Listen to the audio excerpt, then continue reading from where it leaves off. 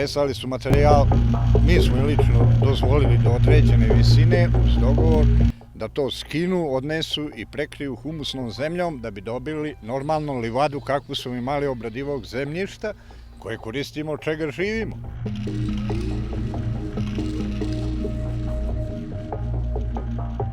Nikad u životu nisam dogovarao ni pregovarao bilo s kim da se koristi ovo što su oni napravili.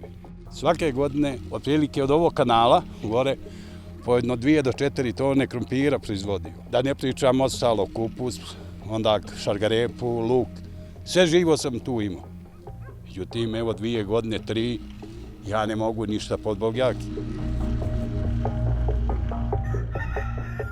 Mimo svog posla koji imam tamo, da ja moram razmišljati kako, na koji način da nagnam Kineze da mi maknu deponiju sa imanja.